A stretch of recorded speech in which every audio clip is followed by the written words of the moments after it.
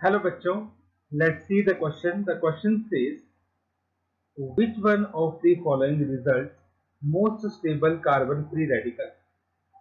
Option A cyclohexene में हमने add किया है CH3 radical. Option B cyclohexene 1,3 diene हमारे पास है जिसमें हमने CH3 रेडिकल ऐड किया है। ऑप्शन नंबर सी भी है diphenyl carbon double bond C diphenyl CH3 radical, and option D CH2 double bond CH2 reaction with CH3 radical। तो यहाँ पे हमारे पास जो इंटरमीडिएट बनेगा रिएक्शन के टाइम पे फ्री रेडिकल का, हमें देख रहे हैं कि सबसे ज्यादा स्टेबल कौन सा बनेगा। तो first of all let's write down the key concept, that is high, या हम इसको मोर लिखते हैं। More is the resonance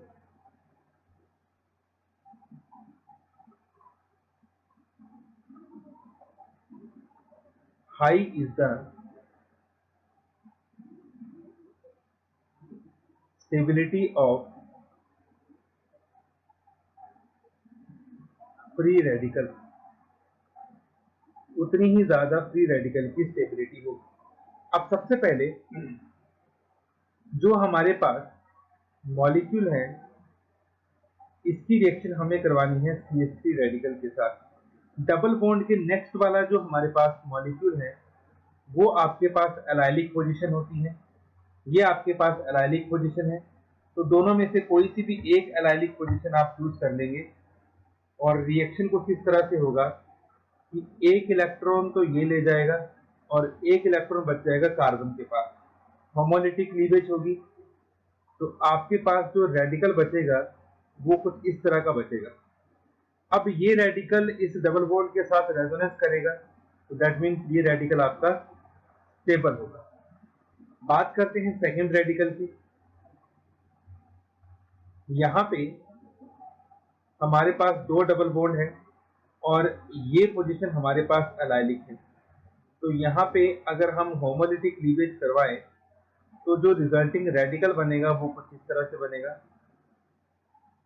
double bond CH radical. अब ये जो रेडिकल है इसको हम थोड़ा बड़ा बना लेते हैं।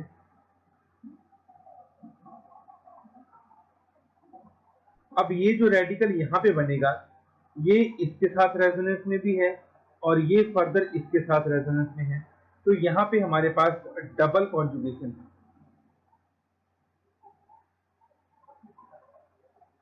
तो डबल कॉन्जुगेशन होने से ये आपका मोर स्टेबल हो जाएगा।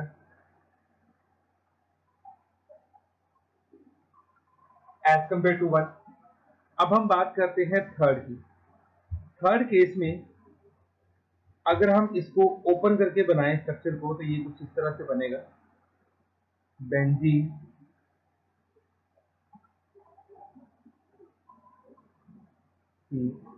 Benzene double bond C benzene and here we also having one benzene. तो इस तरह से इसका कुछ स्ट्रक्चर है। अब जब हम इसकी रिएक्शन CH3 रेडिकल से करवाएंगे तो आप देख सकते हैं इस कार्बन के पास कोई हाइड्रोजन नहीं है, इस कार्बन के पास भी कोई हाइड्रोजन नहीं है, इसके पास भी नहीं है, इसके पास भी नहीं है, इसके पास भी नहीं है और इसके पास भी नहीं है। तो there is no allylic hydrogen.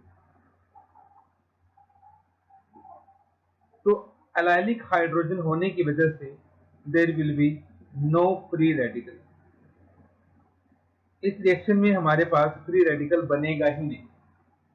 और अगर मैं फोर्थ की बात करूं, CH2 डबल बॉन्ड C,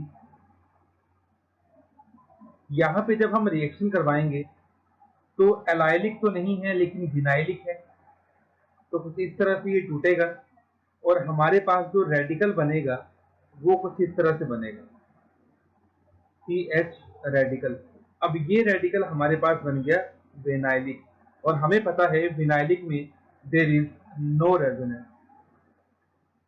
तो रेजोनेंस नहीं होने की वजह से इसकी स्टेबिलिटी भी कुछ खास नहीं होती है।